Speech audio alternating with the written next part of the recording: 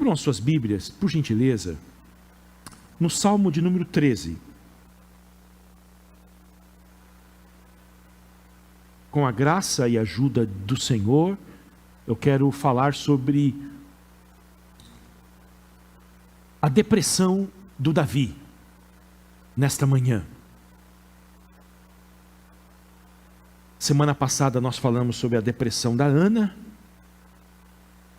E se nós fôssemos olhar os personagens da Bíblia, nós teríamos a depressão do Moisés, a depressão do Elias, a depressão de quem mais? Do Jó.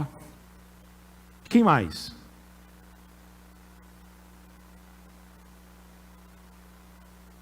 Do Senhor Jesus Cristo.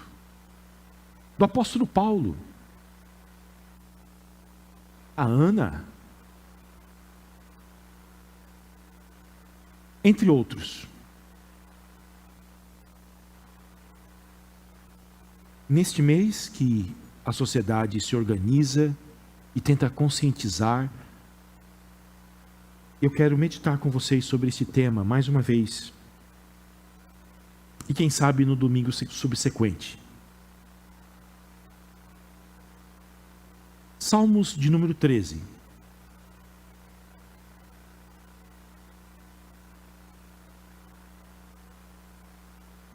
Ontem à noite eu fiquei tão feliz aqui na igreja com os nossos adolescentes. E eu quero desafiar. Eu sei que ela é tão tímida. Cadê a Bia? A Bia está por aí? A Bia está ali. A Bia e a Rafaela decoraram a nossa doxologia. E elas citaram aqui, sem errar uma vírgula. No final do culto eu vou chamá-las para vir aqui recitar também. Tá bom? Tá bom, Bia? O Rafa. E Bia? Onde você está, Bia? Ok? Fez assim, ó. Até quando, Senhor, te esquecerás de mim? Você se sentiu assim? Será para sempre?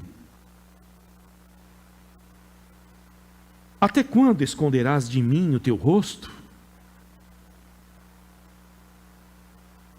Até quando estarei relutando em minha alma, com tristeza no coração, cada dia?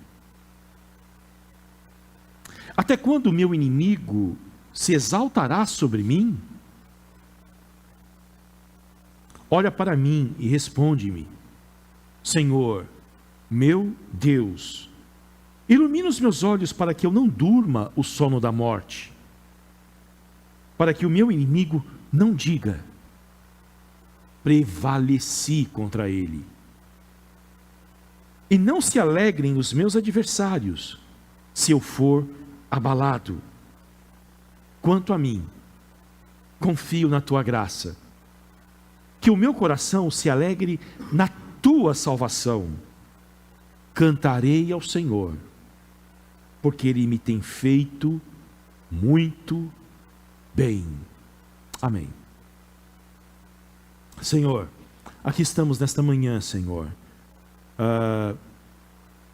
Nós estamos aqui para ouvir a Tua voz, e a coisa mais poderosa deste mundo.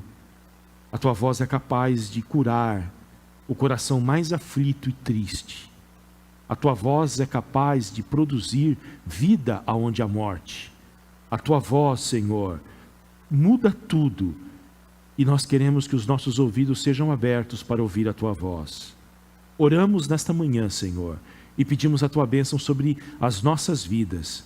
Oramos pelos nossos irmãos que não estão aqui nesta manhã, que não conseguiram chegar, ó Deus. Nós não sabemos o motivo, mas o Senhor sabe. Oramos por aqueles que estão assistindo o culto pela internet.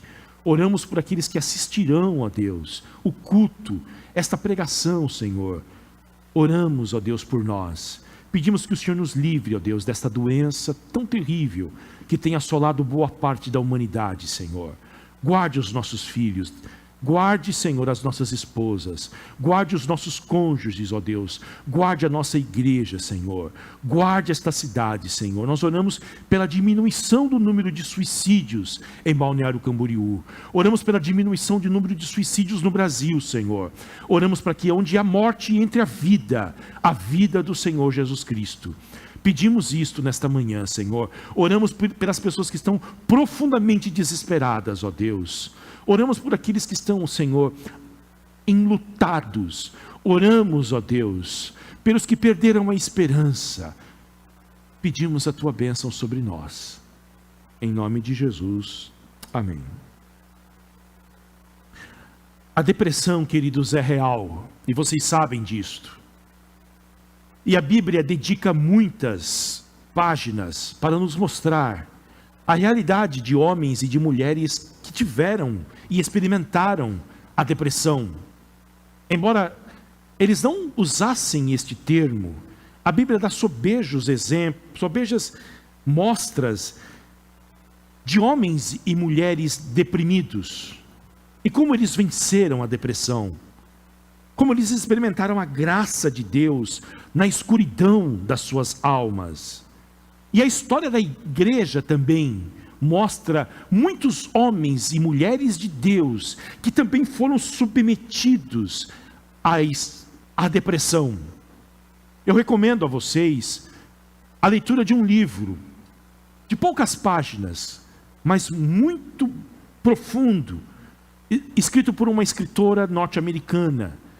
O título do livro é Juntos na Escuridão. Esses dias estava R$ 35,00 na Amazon. Juntos na Escuridão. A autora usa 7 homens e mulheres de Deus ao longo da história da igreja, ao longo de 2000 anos, que experimentaram a depressão. Entre eles, Martinho Lutero, Charles Spurgeon, William Cooper, Francisco de Assis, David Brainerd, o homem que marcou a igreja norte-americana.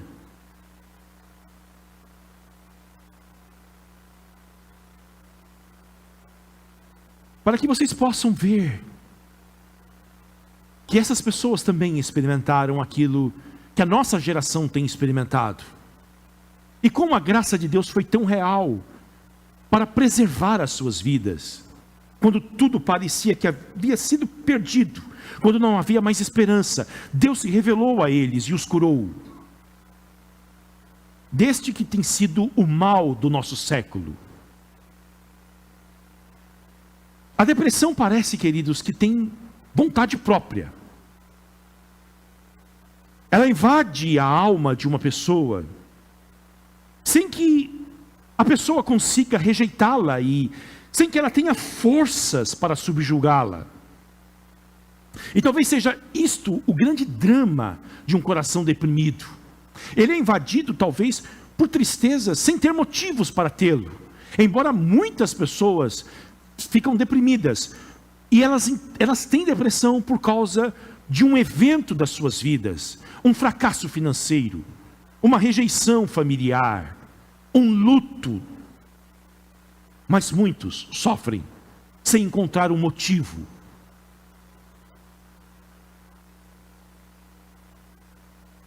E os salmos estão aqui para nos ajudar. As escrituras estão aqui para nos iluminar. E os salmos especialmente é um livro da Bíblia que mostra a profundidade da nossa fé. E ele trata em si de um complexo conjunto de emoções humanas. O reformador da igreja, João Calvino, dizia que os salmos é o espelho da alma. É uma anatomia de toda a alma humana. O Calvino dizia que todas as emoções que uma pessoa pode sentir estão contidas nestes 150 salmos. E por isso que os salmos é tão importante para nós. E ele nos ajuda tanto neste momento de tristeza profunda, de desolação da alma. E os salmos são distribuídos em vários gêneros. Há louvores nos salmos, há ações de graças nos salmos, gratidão, cânticos de gratidão, há ensinos de sabedoria nos salmos. Entretanto, a maioria dos salmos são salmos de lamentos, como este que nós acabamos de ler, como o salmo que nós vamos ler no domingo que vem aqui, juntos na igreja, o Salmo 102, que são os salmos de lamento, em que as pessoas lamentam com Deus as suas dores, as suas frustrações, as suas tristezas.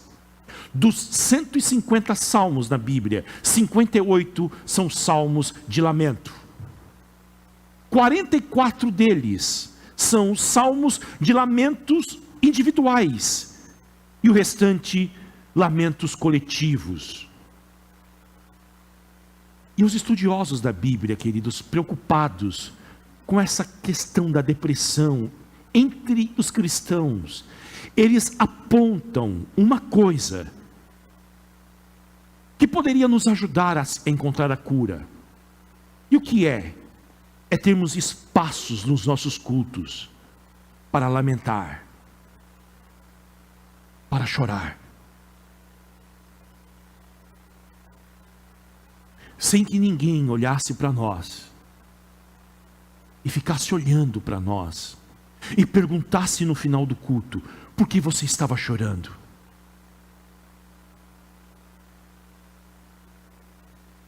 Seria importante demais que na nossa liturgia, no mesmo momento em que nós temos momentos para louvar a Deus, para cantar em voz alta pela bondade de Deus, nós tivéssemos um momento para prantear. Porque a partir disto, nós poderíamos experimentar cura. Se o conjunto dos salmos dão tanto espaço para os lamentos, a pergunta que surge: por que nos nossos cultos, nos nossos momentos de encontros coletivos, nós não lamentamos?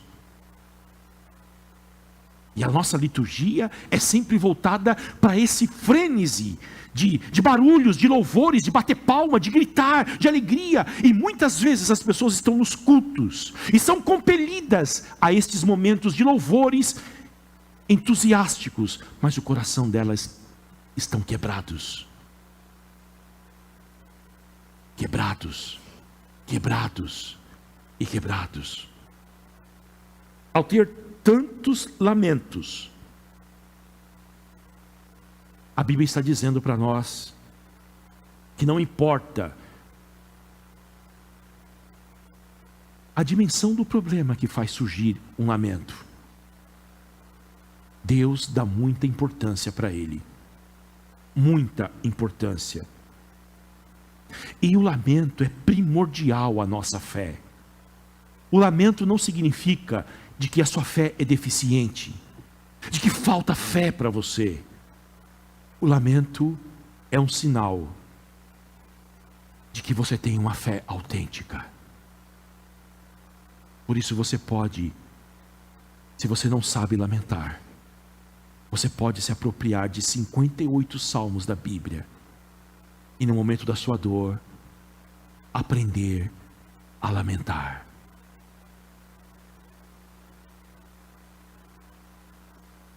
Neste Salmo número 13, nós não sabemos o que Davi estava enfrentando. A gente não sabe. E Davi enfrentou muitas coisas difíceis. Mas em vários salmos há títulos que mostram o que ele estava enfrentando. Mas aqui nós não sabemos. Só diz o título do salmo: ao mestre de canto, Salmo de Davi. O que isto informa para nós? Que o Davi compôs esse salmo e entregou a um dos líderes do ministério de louvor para que fosse cantado nos cultos a Deus. Mais uma vez eu digo para vocês, o lamento faz parte do culto. Davi escreve o salmo e dá na mão do cantor e diz: é para que se cante na hora das reuniões coletivas do povo de Deus. Mas o fato, queridos, de nós não termos um título e não sabemos o que estava acontecendo com Davi, isso pode nos ajudar nesta manhã. Por quê? Porque se nós soubéssemos que Davi estava fugindo do rei Saul, como ele fugiu por 10 anos, nós iríamos fechar o nosso coração porventura e dizer o seguinte: eu não estou fugindo de ninguém nesta manhã. Este problema não acontece comigo, isto não é comigo. Mas o fato de não sabermos, nós podemos nos apropriar aqui. E isto pode ser muito importante para nós. No Salmo 13, que tem 6 versos, ele está dividido em 3 partes. E é sobre isto que eu quero ver com vocês nesta manhã. A primeira parte dele mostra a profundidade do sofrimento do Davi. Até quando, Senhor? Te esquecerás de mim? Será para sempre? Até quando esconderás de mim o teu rosto? Até quando estarei relutando em minha alma com tristeza no coração cada dia? Até quando meu inimigo se exaltará sobre mim? A primeira coisa que nós aprendemos é que o sofrimento do Davi já perdurava por longos dias, talvez meses e anos, porque ele começa o seu salmo fazendo uma pergunta para Deus: até quando?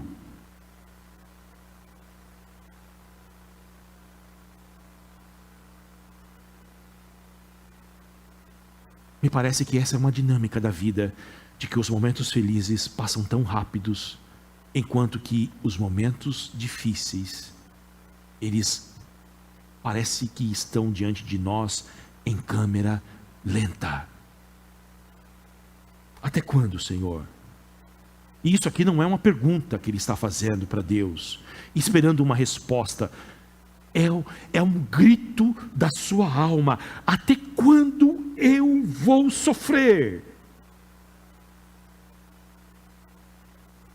E você sabe que o sofrimento prolongado produz um estado terrível na alma humana. Por quê? Porque o sofrimento prolongado, a primeira coisa que ele faz é produzir desânimo. Você acorda pela manhã e diz: ontem eu fui dormir e nada mudou.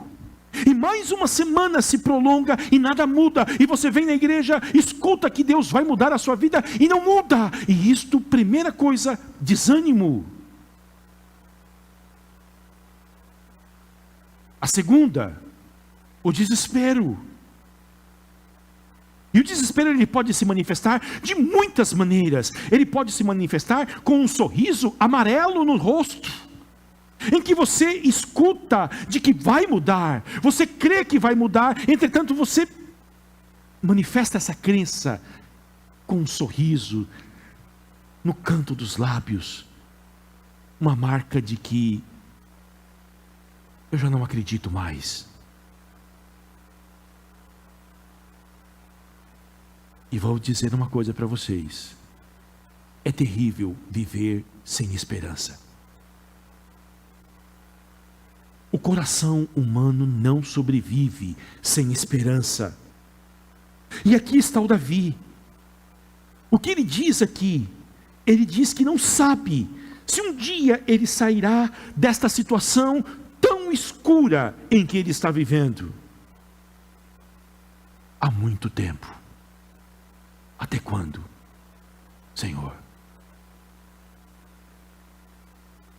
E ele vai mostrar também, não apenas a duração do seu sofrimento, mas a complexidade do seu sofrimento. Por quê? Porque aqui Davi fala de 3 grandes problemas que ele está enfrentando. O primeiro é com Deus. Ele se sente esquecido por Deus. Até quando, Senhor, esquecerás de mim? Será para sempre? Então a primeira coisa é um problema com Deus. Ele se sente abandonado pelo Senhor. E ele entende ao dizer: até quando esconderás de mim o teu rosto? De que o desfavor de Deus está contra ele. Dentro da perspectiva hebraica, o rosto de Deus é um sinal do seu favor. O rosto de Deus é um sinal da sua aprovação. O rosto de Deus é a própria bênção de Deus ao seu povo. E Davi entende, depois de orar, depois de ler as Escrituras, depois de passar pelo culto comunitário e não perceber a presença de Deus sobre ele, ele entende de que o desfavor de Deus está contra ele.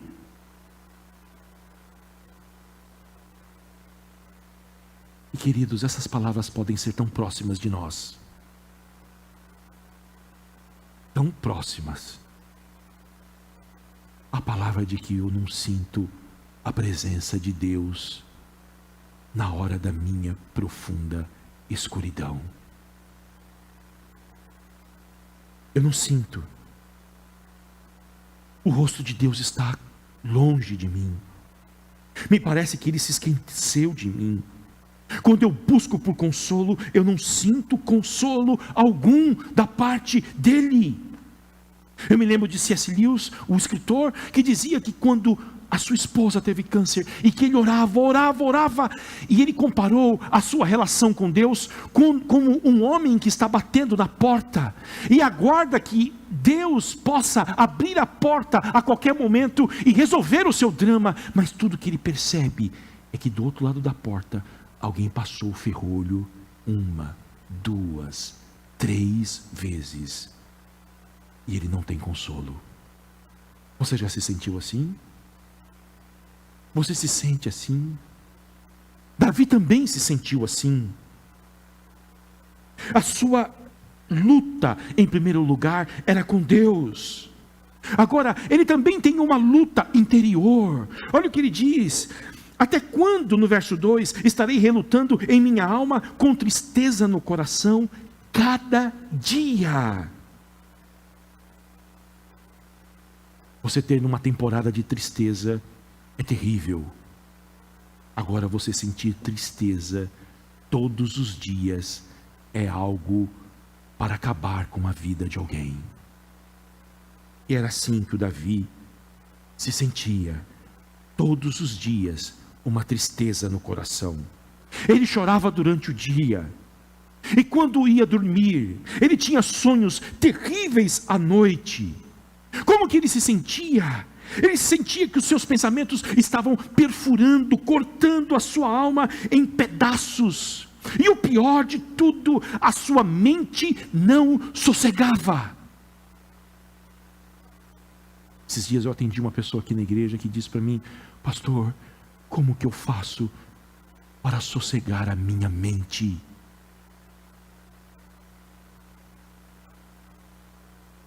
Como que eu faço para quietar os meus pensamentos?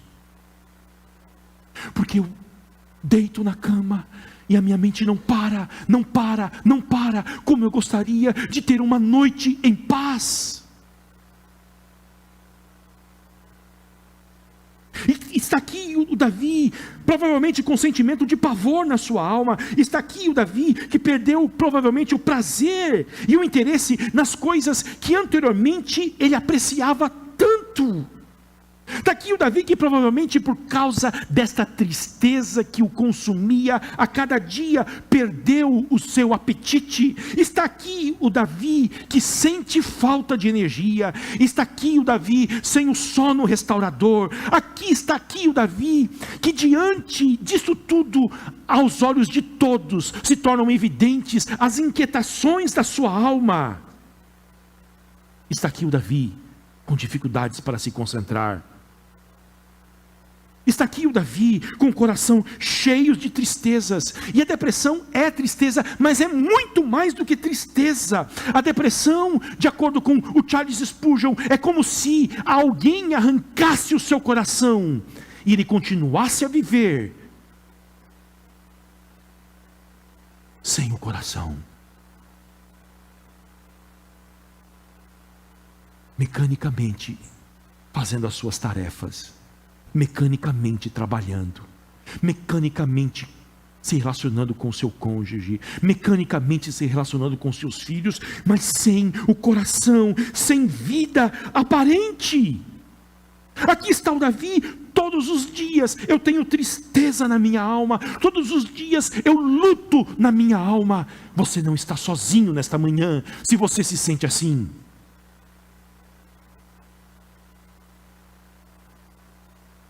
Tem muitas coisas que nós precisamos fazer quando nós estamos enfrentando isto.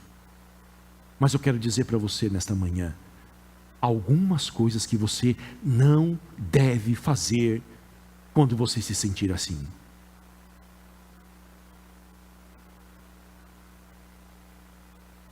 A primeira delas, não tome nenhuma decisão importante na sua vida. Nenhuma. Nenhuma. A segunda, se alguém te feriu e te machucou profundamente, não pegue o celular, não pegue o e-mail, não pegue o WhatsApp para escrever para essa pessoa. Não faça isso. Você pode se arrepender depois. Porque as palavras que nós falamos nesses momentos são terríveis. Embora venham de dentro do nosso coração e fazem parte das nossas emoções, elas podem não condizer com a verdade. Está aqui o Davi dizendo que ele foi esquecido por Deus. É assim que ele se sente. Mas eu já tenho dito para você que o cristão não vive pelos seus sentimentos. O cristão vive por fé. Por quê? Porque os nossos sentimentos podem dizer, e eles são importantes, de que nós fomos abandonados por Deus, porque nós nos sentimos assim. Mas a palavra de Deus diz, e a palavra de Deus é o fundamento da nossa fé, e não os nossos sentimentos, de que é impossível que Deus se esqueça de nós. Ele fala com o profeta Isaías: porventura pode uma mãe se esquecer dos seus filhos? É uma pergunta retórica, porventura isso pode acontecer? E ele diz: mesmo que uma mãe se esqueça dos seus filhos, eu nunca me esquecerei de vocês. Terceiro, primeiro, não tome decisões importantes. Esqueça do WhatsApp, esqueça do Facebook. Não vá colocar no Facebook, no Instagram, aquilo que você sente. Terceiro, não julgue a sua vida espiritual por causa da sua depressão. Deus não me ama porque eu não fiz isso, isso e aquilo. Não faça isso. Está aqui os homens que andaram com Deus. Está aqui eles. E enfrentaram a noite escura da alma. E em quarto lugar, não julgue os outros também. Essa igreja não tem poder. Esse irmão, não julgue os outros também. É isso que você não deve fazer nesta hora. Por último, o Davi luta com Deus, com ele mesmo, e luta também com seus inimigos. Até quando o meu inimigo se exaltará sobre mim? O Davi teve muitos inimigos durante a sua vida. E nós hoje, nós temos quem como inimigos? Nós temos o pecado que habita dentro de nós. Nós temos o mundo e o seu sistema cruel e anti-Deus. E nós temos Satanás também, que nos odeia.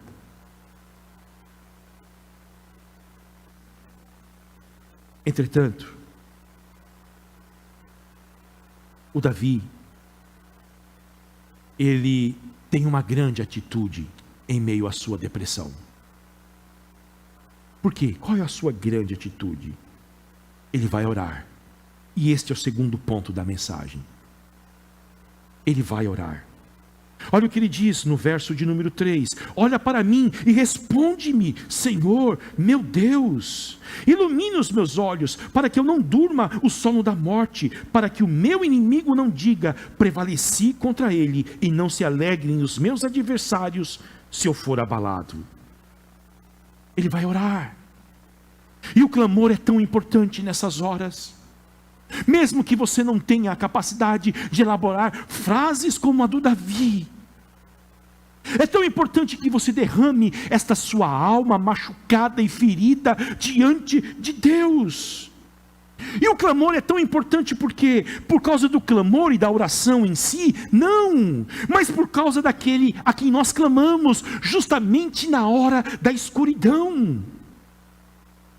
E aqui está o Davi, e a sua vida e a sua experiência serve de estímulo para nós. Embora sentindo que Deus está longe, o Davi não abandona a oração. Ele vai bater na porta de Deus, ele vai dizer: Senhor, olha para mim e responde-me. E há algo importante aqui nessa oração do Davi. E o que é importante nessa oração dele? É que ele usa uma palavra aqui, que é uma palavra importantíssima. Ele diz: Senhor meu Deus. É a linguagem, no verso de número 3, da aliança que Deus fez com o seu antepassado Abraão. E nós estudamos sobre isto não faz muito tempo, em que Deus faz uma aliança com Abraão e diz para ele o seguinte: estabelecerei a minha aliança entre mim e você e a sua descendência no decurso das gerações, aliança perpétua, para ser o seu Deus e o Deus dos seus filhos, o Deus da sua aliança. E aqui Davi está resgatando a teologia da aliança. Ele está dizendo: Senhor meu Deus, o Deus do meu pai Abraão, o Deus do meu pai Isaque, o Deus do meu pai Jacó, escuta-me, não me abandone, olhe para mim, lembra da tua aliança que o Senhor fez com os meus antepassados e que fez comigo também, escute a minha oração. Alguém disse que esta oração de Davi é a oração feita para Deus, contra Deus. É olhar para Deus e dizer o seguinte: o Senhor prometeu ser o meu Deus, o Senhor prometeu ser o meu refúgio, a minha fortaleza, o meu socorro bem presente na hora da angústia, e eu estou perdido e desamparado. Seja o meu Deus agora.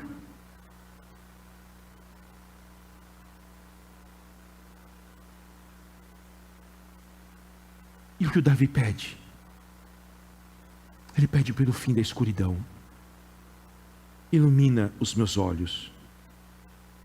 Ele não consegue enxergar nada. Tudo é escuridão para ele. Tudo está cinzento. Eu me lembro quando fui morar no Rio Grande do Sul, nós chegamos em abril e enfrentamos um inverno terrível e só terminou em dezembro. Foi um fenômeno que aconteceu lá. E por muitos dias, eu nunca senti o que eu senti lá. Não havia sol. Era dias como hoje, cinzentos. Por muitos dias, irmãos, muitos dias. E aquele frio de cortar na alma. E é o que o Davi está sentindo. Ilumina os meus olhos. Eu não consigo enxergar a luz. Agora, uma verdade que nós precisamos saber: embora a gente possa passar por períodos das nossas vidas, por estações em que o sol não aparece, não significa que o sol não esteja lá. Ele só está escondido por alguns dias.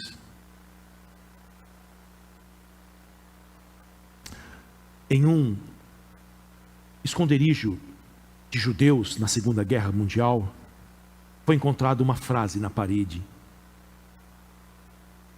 E a frase dizia o seguinte: creio em Deus, o Deus de Abraão, Isaque e Jacó, mesmo que ele esteja em silêncio.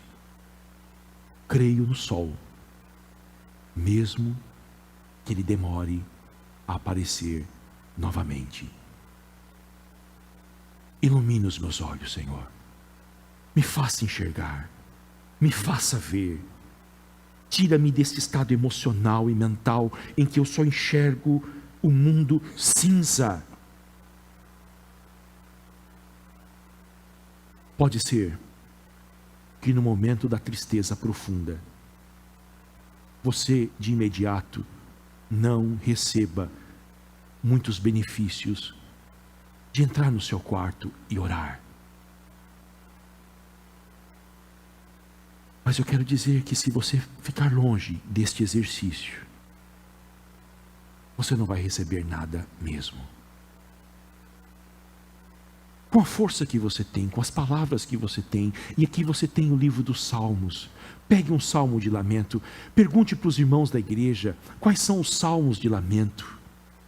Leia esses salmos, se tranque com ele num quarto, ore ao Senhor. E por último, uma bendita confiança do Davi. Olha o que ele diz a partir do verso de número 5: quanto a mim, confio na tua graça, que o meu coração se alegre com a sua salvação. Cantarei ao Senhor, porque Ele me tem feito muito bem. Não há nenhuma indicação de que o Davi recebeu a resposta imediata das suas orações. Não há uma menção de que Deus tenha falado com ele e dito: acabou, Davi, hoje foi o último dia de sofrimento. Aparentemente nada mudou na sua vida. Entretanto, depois de orar, depois de confessar, depois de dizer que o Senhor era o seu Deus, o seu refúgio e a sua fortaleza, e depois de pedir para que Deus iluminasse os seus olhos, Davi já não era mais o mesmo. Pode ser que nada externamente tenha mudado, mas o Davi mudou. Este é o poder da oração.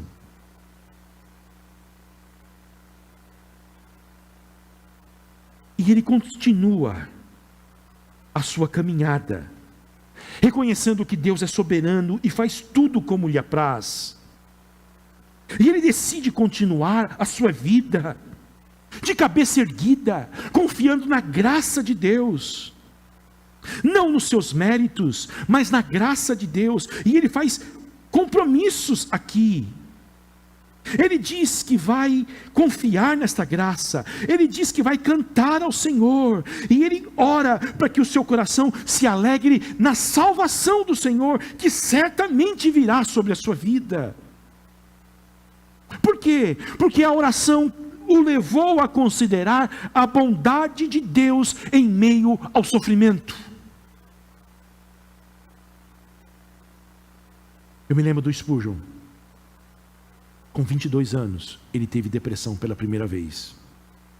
Charles Spurgeon é considerado um dos maiores pregadores da história do cristianismo. Ele foi o primeiro pastor de uma mega igreja no mundo. Quando a sua igreja cresceu muito, não havia lugares, eles alugaram um salão de festas, de óperas, no centro de Londres. E no dia da inauguração daquele salão, que foi alugado pela sua igreja, havia uma multidão do lado de fora para assistir o segundo culto. Uma multidão se espremendo do lado de dentro. E o Spurgeon colecionou muitos inimigos dentro da igreja. E um deles, leviano, gritou no meio daquele culto: fogo, fogo! As pessoas se apavoraram com a possibilidade de um incêndio. E o que ocorreu? Muitos queriam sair do recinto, outras que estavam do lado de fora queriam entrar, e outros queriam se refugiar na parte central do salão. E o que ocorreu, queridos? Uma confusão sem precedentes. Spurgeon estava no púlpito. As pessoas gritaram para ele diante daquela confusão: não há o que fazer. Depois de ele dizer tanto: acalme-se, não corram, acalme-se, ele começou a pregar. E diante do quadro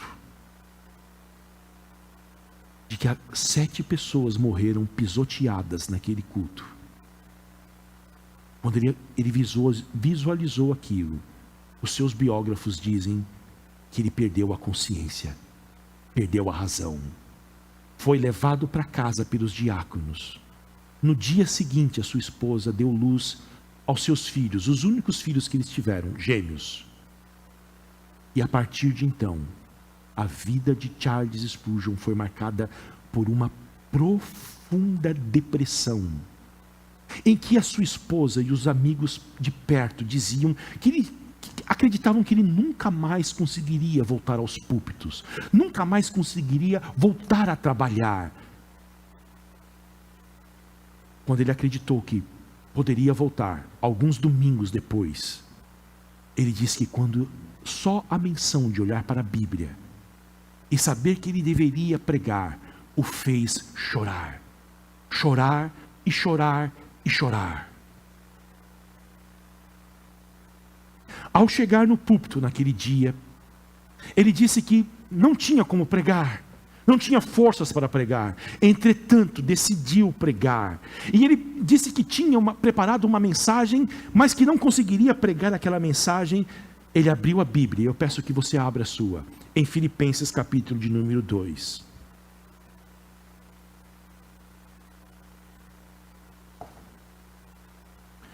E o versículo de número 9.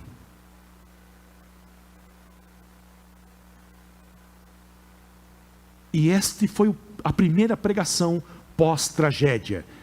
E o que deu a ele um vislumbre de que ele poderia continuar a sua caminhada, mesmo com a dor, mesmo com os ataques dos seus inimigos, mesmo com a fragilidade da sua alma.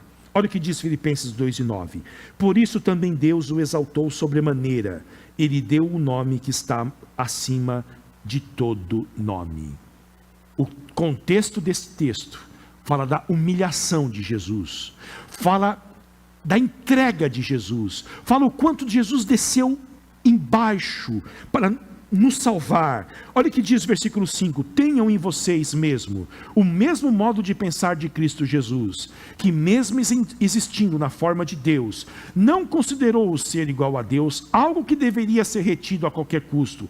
Pelo contrário, ele se esvaziou, assumindo a forma de servo, tornando-se semelhante aos seres humanos, e, reconhecido em figura humana, ele se humilhou, tornando-se obediente até a morte, e morte de cruz. Por isso também Deus o exaltou sobremaneira, o ressuscitando dentre os mortos. O Spurgeon disse, numa mensagem muito curta naquela manhã: se Deus levantou o seu filho do monturo da morte e da humilhação e do sofrimento, Ele tem o poder de me levantar neste dia. E é isso que eu também quero dizer para vocês. Deus levantou Jesus Cristo do túmulo da morte. Ele tem o poder para te levantar e te dar forças nesta manhã, e te dar forças amanhã, e te dar forças na terça-feira, para que você volte aqui no domingo, celebrando a vitória do Senhor, celebrando a graça de Deus, a bondade de Deus sobre a sua vida, porque Deus tem poder para curar a depressão.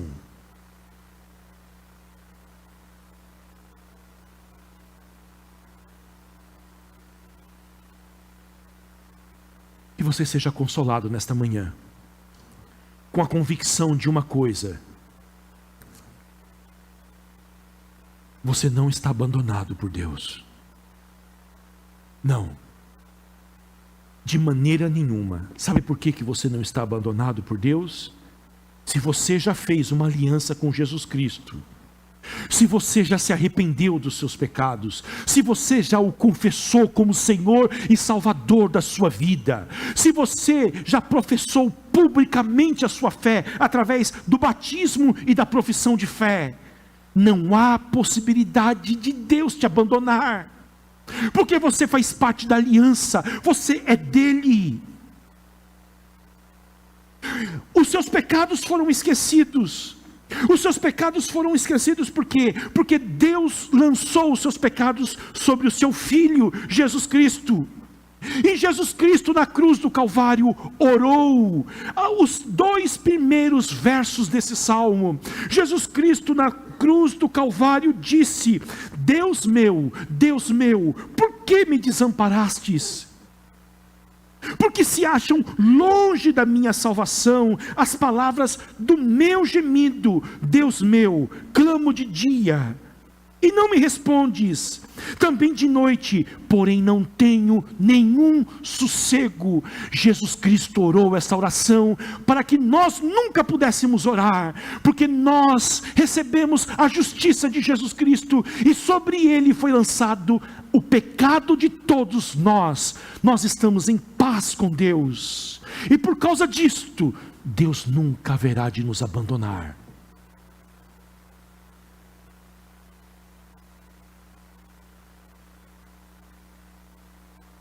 O Davi começa com tristezas esse salmo, e termina dizendo que ele vai cantar sobre a bondade do Senhor. Eu quero que você entenda que nós precisamos desses dois momentos na nossa vida. Nós precisamos chegar para Deus e dizer o que está dentro do nosso coração, as nossas tristezas. Os salmos estão aqui, é disso que trata os salmos de lamento. E nós precisamos cantar sobre a bondade de Deus também. Se nós ficarmos apenas nas nossas reclamações, entre lamento e murmuração, há uma linha muito tênue. A murmuração é uma coisa, o lamento é outro. A murmuração é pecado, o lamento não. E para que a gente lamente e não peque e não murmure, nós precisamos lamentar. Mas no final dos nossos lamentos, nós precisamos erguer as mãos aos céus e falarmos assim: por mais difícil que esteja a minha vida, eu me lembro da bondade do Senhor, eu me lembro da tua cruz, eu me lembro da tua ressurreição, eu me lembro da tua eleição, eu me lembro da tua provisão, eu me lembro que no passado o Senhor cuidou de mim, por isso eu vou te louvar, porque o Senhor é bom. Se louvarmos e não lamentarmos na dor, estamos tentando esconder de Deus os nossos sofrimentos. Nós precisamos lamentar e precisamos louvar. É isso que o Davi faz. Ele começa lamentando, termina dizendo que ele vai cantar sobre a bondade de Deus.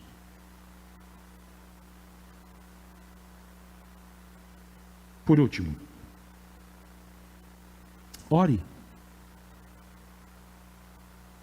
Fale com Deus sobre os seus dramas. Dê nome à tua dor. Dê nome à tua dor. Não esconda dele os teus sentimentos. E ande muito perto deste livro. Muito perto. Porque deste livro saem palavras que curam a depressão. A esposa de Charles Spurgeon colocava lembretes na casa dele, justamente para fazê-lo lembrar das promessas de Deus. Nos dias após este evento na igreja, em que ele foi acusadíssimo, ele foi massacrado pela sociedade de Londres. Muitos na igreja, muitos pastores ficaram contra ele. Ele era caluniado, atacado. Ela escreveu, em um lugar que ele poderia ver todos os dias, Mateus capítulo 5 e o versículo de número 13. Bem-aventurados, 11, são vocês quando por minha causa os insultarem e os perseguirem, e mentindo disserem todo mal contra vocês. Alegrem e exultem, porque é grande a sua recompensa nos céus, pois assim perseguiram os profetas que viveram antes de vocês. Com 45 anos de idade, Spurgeon foi acometido por uma doença de gota, que o fazia chorar de dor todos os dias. E há doenças crônicas que não interferem na vida emocional das pessoas. Tem doenças que machucam profundamente os outros. E o que consolou esse homem? Ele dizia: Isaías 53, que fala de Jesus Cristo como um homem de dores e que sabia o que era padecer. Não tem esse livro perto de você. Spurgeon encomendou para os crentes da sua igreja um livro pequeno, de um autor puritano, que fala de todas as promessas de Deus na Bíblia para nós. E ele mesmo disse que ele andava com aquele livro pequeno no bolso todos os dias, principalmente nos dias difíceis. Para quê? Para que diante de uma lembrança de tristeza, ele pudesse pegar aquele livro e ler as promessas de Deus para ele. Ler as promessas de Deus para ele. Ler as promessas de Deus para ele na sua hora difícil. E eu quero ler para você 3 versos dos Salmos, para que se você está enfrentando a tristeza profunda nesta manhã, você seja consolado por isso. O primeiro, Salmo 138, versículo de número 7.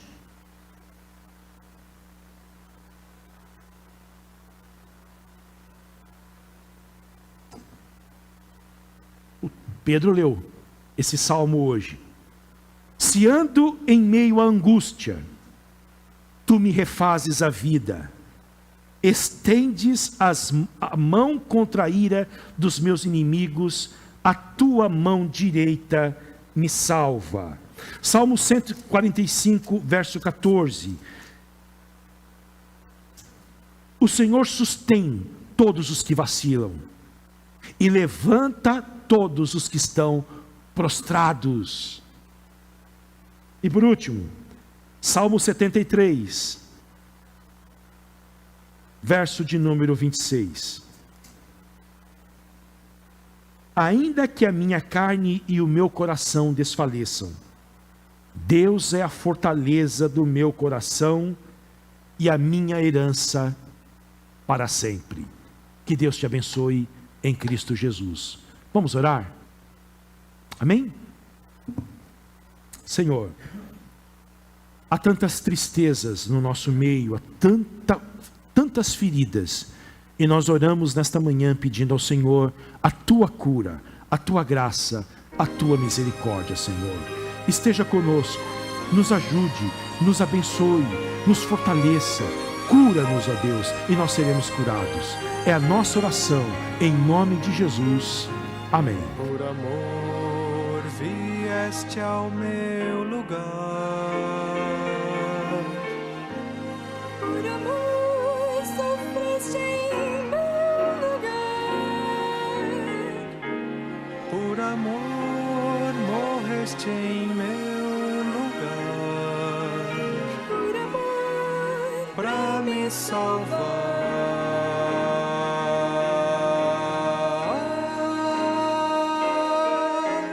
Tanto amor, não há como entender, tanto amor, não há como esquecer, tanto amor, não há como negar, tanto amor para viver. Jesus,